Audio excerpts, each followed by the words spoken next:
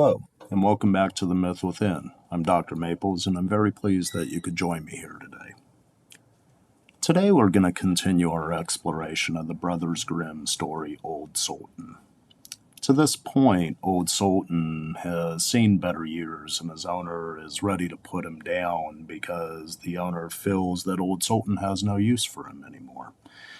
Old Sultan, unable to earn his keep, has seen better years. His youth has waned, and he is nearing the winter of his life. The owner's wife pleads with him to let the dog live. However, the owner has a pretty harsh viewpoint on the matter, in that if Old Sultan is not able to earn his keep, Old Sultan must perish. In an attempt to prolong his life, Old Sultan makes a deal with the wolf. In the last segment that we explored this, the wolf was indicative of that wise creature. The same wisdom that enlightens us as we fall into consciousness. We notice this motif as a biblical reference within Genesis, where a deal is made with a snake or a creature that brings humanity wisdom, but in its essence also creates the fall into consciousness. And so Old Sultan makes a deal with the wolf, the shadow here of the story, the antagonist, if you will. And when the wolf negotiates with Old Sultan, they devise a plan in which Old Sultan will save the youth of the child, the divine child in the story, the child of the owner and his wife. And in this deal, Old Sultan is allowed to save the child and chase the wolf off. But as with any deal, there's also a price to be paid. And so when the wolf negotiates the deal, he doesn't tell Old Sultan what he expects in return, which is that Old Sultan will allow the wolf to come and partake of the owner's sheep, something that Old Sultan prided himself on during his youth in protecting. And so let us continue with the next part of the story, and then we'll analyze the themes present. Here, we're reading Old Sultan by the Brothers Grimm. Soon afterwards, the wolf came and wished him joy and said, "Now, my good fellow, you must tell no tales, but turn your head the other way when I want to taste one of the old shepherd's fine, fat sheep." "No," said the Sultan, "I will be true to my master." However, the wolf thought he was in joke and came one night to get a dainty morsel.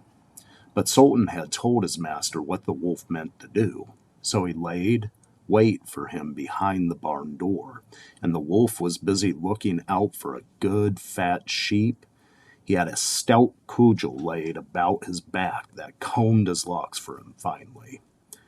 Then the wolf was very angry, and called Sultan an old rogue, and swore he would have his revenge. So the next morning the wolf sent the boar to challenge Sultan to come into the wood to fight the matter. Now Sultan had nobody he could ask to be his second, but the shepherd's old three-legged cat. So he took her with him, and as the poor thing limped along with some trouble, she stuck up her tail straight in the air. The wolf and the wild boar were first on the ground, and when they espied their enemies coming and saw the cat's long tail standing straight in the air, they thought she was carrying a sword for Sultan to fight with, and every time she limped, they thought she was picking up a stone to throw at them. So they said they should not like this way of fighting, and the boar lay down behind the bush, and the wolf jumped into a tree. Sultan and the cat soon came up and looked about and wondered that no one was there. The boar, however, had not quite hidden himself, for his ear stuck out of the bush, and when he shook one of them a little, the cat, seeing something move and thinking it was a mouse, sprang upon it and bit and scratched it. So the boar jumped up and grunted and ran away, roaring out, "Look up in the tree! There sits the one who is to blame." So they looked up, and espied the wolf sitting amongst the branches. And they called him a cowardly rascal, and would not suffer him to come down till he was heartily ashamed of himself, and had promised to be good friends with Old Sultan. The end of that tale. After the deal is made, Old Sultan is happy to be in his owner's good grace again. However, there is a payment to be made. We see this motif common throughout many fairy tales, throughout legends and myths in general. When we make a deal with something, we're actually making a deal with the shadow aspect of psyche, and that deal always has payment attached to it. Now, this reminds me of the ideal behind the deal at the crossroads that musicians such as Robert Johnston or Paganini have been spoken of partaking in. There is a deal to be made at the crossroads, and really, when we're at a crossroads, we look at two competing aspects of psyche.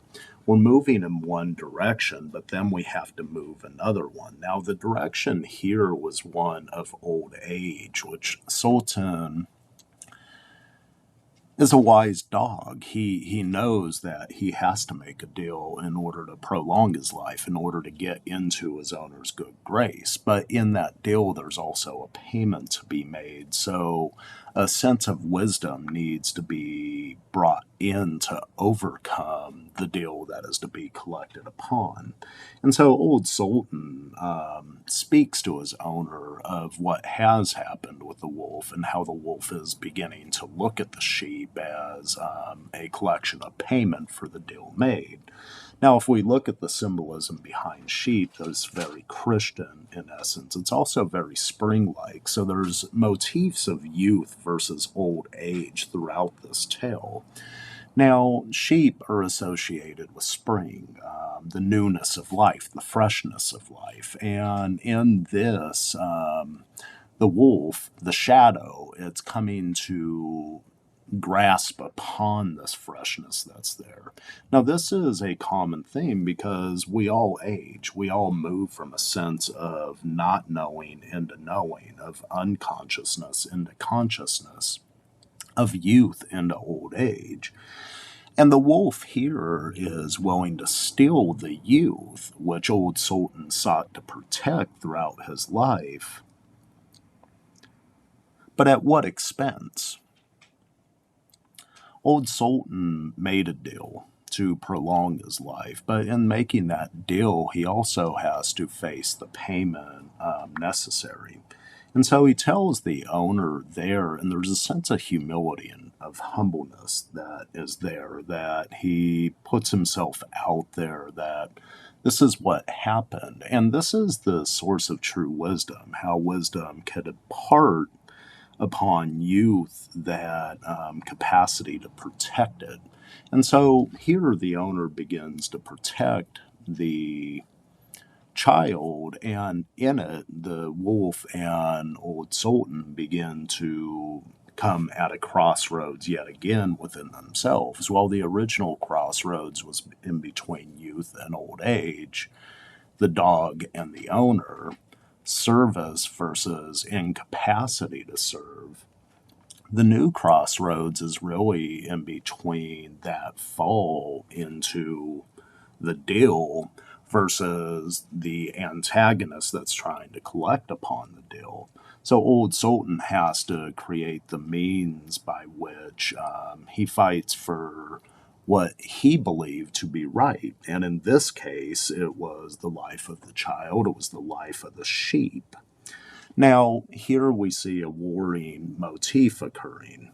The Old Sultan gets his friend, the three-legged cat, and here you got a sense of lameness happening. There's not some warrior that's coming down the pike to take on the wolf and save the day. It's an old dog and a three-legged cat who has to use senses of trickery present to fight two animals that are much larger and more ferocious than they are. I think, in a way, almost anyone loves an underdog story. And how is an old dog going to take on a wolf, or a three-legged cat take on a wild boar, for that matter?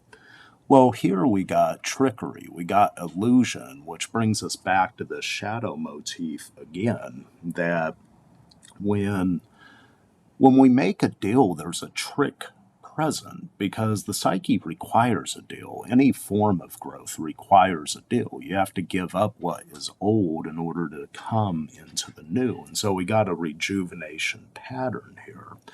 And the illusion present is this tail that sticks straight up that the boar associates as a sword and becomes frightened. He doesn't want to fight in this manner. He wants to bring it to the animal realm, not to the human realm. And when he begins to hide, the cat, acting upon its natural instinct, sees a mouse with the ear and the tail and begins to attack it, not knowing it's the wild boar. And here, by pure and sheer accident, the boar begins to run. He's frightened, he's scared. And he's scared because there's an illusion present behind this deal. The illusion is that the deal once made is set in stone. However, the deal always circulates back upon itself in order to promote further growth. And this is an area of how consciousness works. The newness of consciousness has to make a deal to fall within itself in order to make sense of the world around it. Here we see the boar making sense of his world as it relates to his perception of the cat's tail. However, once that sense is made, we also have to take a look at what really is in front of this. Is that a sword that's following us, or is that a cat's tail? Well, in the case of Old Sultan, it's a cat's tail. We're told that. However, in life, sometimes we begin to make swords out of what really is truly a cat or a shadow that's being seen in the distance of one's eye. Now, anxiety evokes as soon as we see someone with a sword or something that we perceive to be a sword. Think of if you were to walk down the street and see a tiger.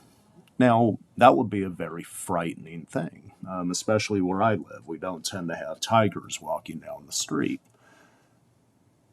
That would evoke fear as a means to go into shelter, to hide, either to hide, be paralyzed, or run. The second option is to fight, and here we see the boar really begin to hide. There's a paralysis present. When the cat perceives the boar to be something that's not a mouse, out comes the bravery and he attacks. Well, because the boar saw the sword or the tiger in this aspect, he was fearful. So he got paralyzed. Now, how many times do we see this in horror movies when a person gets paralyzed and no longer exists to survive?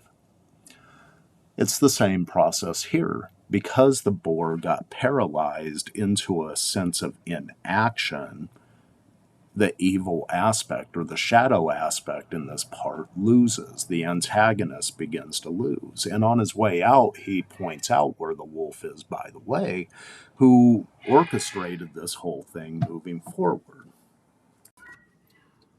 Now, wolves do what wolves do. Shadows do what shadows do, just as snakes do as snakes do.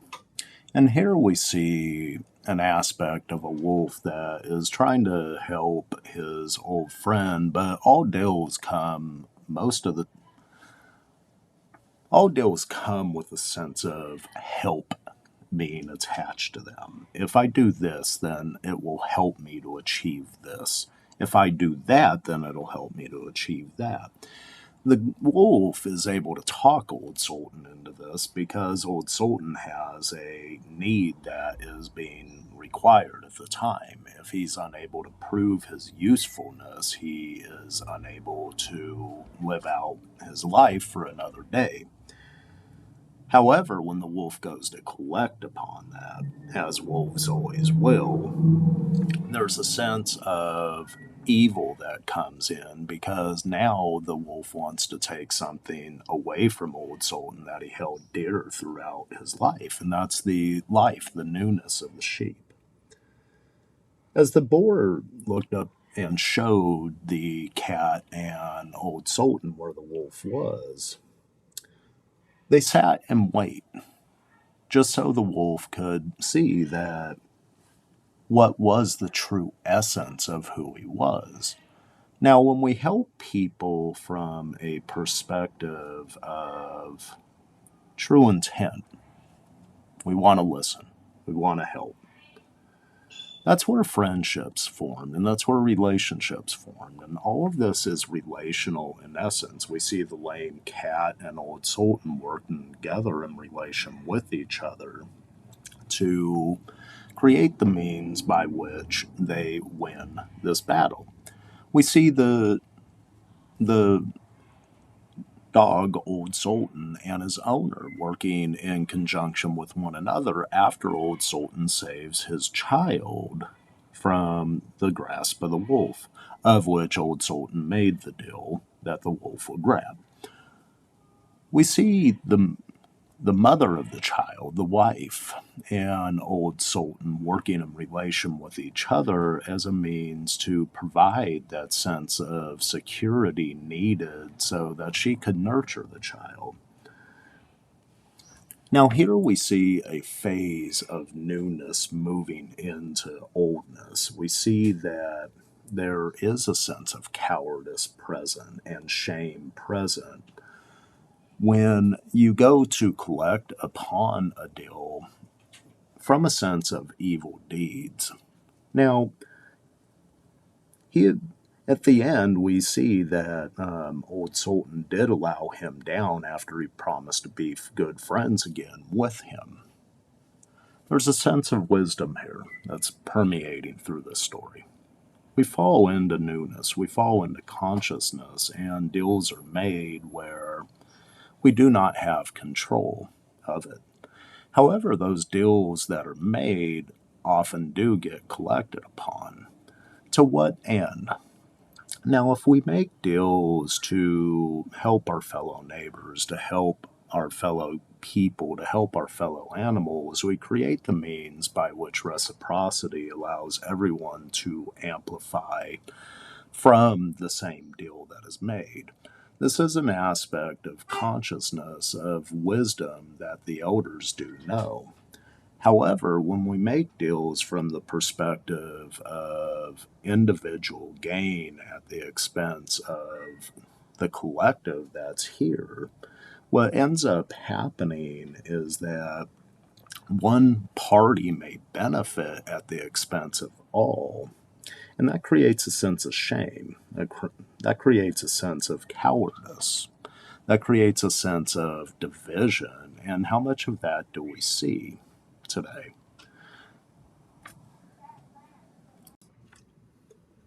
Now, there are some true lessons here in this story. I'm reminded of the biblical verse when we think as a child, we do as a child, we speak as a child, and we act as a child. I'm paraphrasing here, but when we become conscious as an adult, a man, a woman, we think as an adult. We act as an adult. We create as an adult. This is how consciousness matures. There are deals to be made. As we know, even in Genesis, we make a deal in order to fall into consciousness, but we have to be forgiven for that original fall. We have to work out the parameters by which we could overcome that fall into consciousness and engage a more wise mind. Here, Old Sultan doesn't hold the wolf accountable for being a wolf. That's fine. He's a wolf. He always was a wolf. They didn't say that he was a wolf dressed in sheep's clothing. Here we see a wolf acting as a wolf. When we begin to accept things for as they are, right here, right now, we begin to see wisdom emerge from these stories, from the stories of our lives, even. We fall into consciousness. We make deals to elevate ourselves. In those deals, things will be collected upon. The end goal eventually is to create the wisdom and the contentment needed to sit in the here and now, to be present, to allow a wolf to be a wolf, to allow a dog to be a dog, to see a three-legged cat not as being a sword or a source of anxiety, but to see a three-legged cat just as is. And there's beauty even within that three-legged cat. There's beauty within that old soul of Old Sultan. There's beauty within that wolf, just as there is in the farmer who has corrected his actions and saw that sometimes there is some great use to be found in the wisdom offered by old age.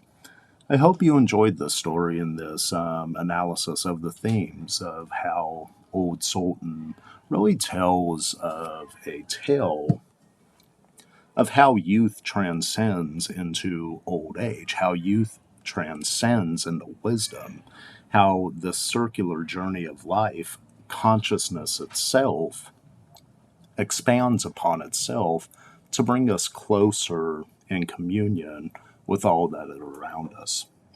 Until next time, my friends, I wish you namaste. And may peace and blessings find you as you advance confidently in the direction of your dreams. Have a good day.